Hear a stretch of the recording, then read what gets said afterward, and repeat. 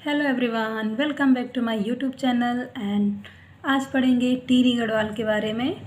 हमारी जो ज़िला सीरीज चल रही थी उसमें हम गढ़वाल मंडल के ज़िलों के बारे में पढ़ रहे थे, जिसमें हमारा रुद्रप्रयाग और उत्तरकाशी के बारे में हमने देखा था। आज हम टिहरी के बारे में देखेंगे।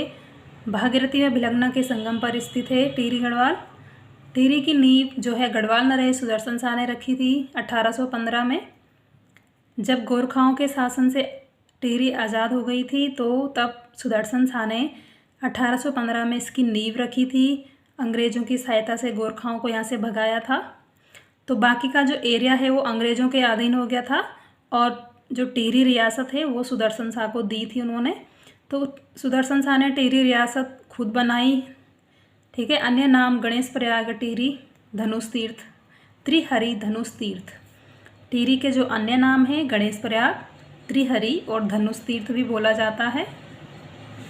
ऐसा माना जाता है कि गणेश प्रयाग में घृत गंगा का संगम होता है।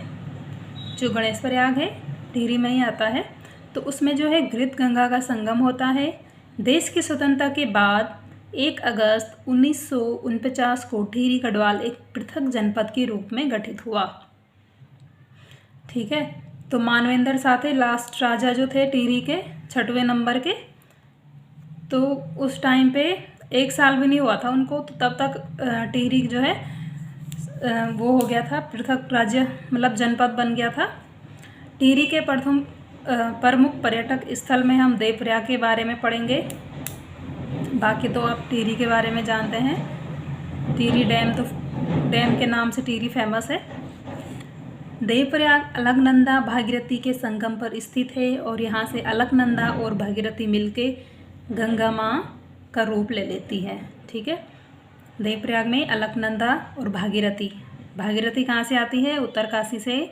जो गंगा मैया हैं गौमुख से, तो वो भागीरथी के रूप में आती हैं और देवप्रयाग में अलकनंदा से मिलके गंगा का रूप ले लेती है। ठीक है। तो देवप्रयाग की ऊंचाई है 772 मीटर। यहाँ पर ब्रह्म कुंड और विशिष्ट कुंड हैं। रावण वध के बाद भगवान राम ने यहाँ की यात्रा की थी और ब्रह्म हत्या के पाप से मुक्त होने के लिए तपस्या भी देवप्रयाग में ही की थी। किसने? भगवान राम ने।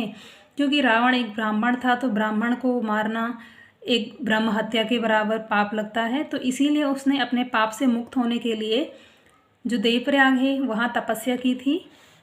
देवप्रयाग को सुदर्शन तीर्थ भी कहा जाता है। इसे तीर्थ स्थलों का शिरोमणि भी कहा जाता है।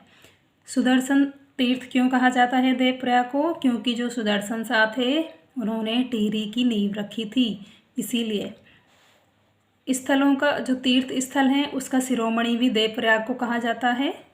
इस स्थल पर देव शर्मा नामक ऋषि ने भी तप किया था, जिस कारण देवप्रयाग को देवप्रयाग भी कहा जाता है।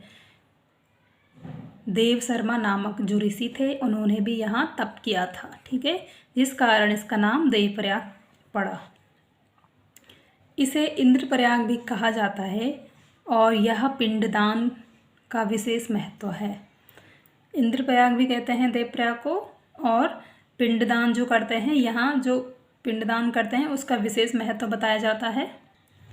अब देखिए टिहरी से कौन कौन से ज़िले की बाउंड्री लगती है।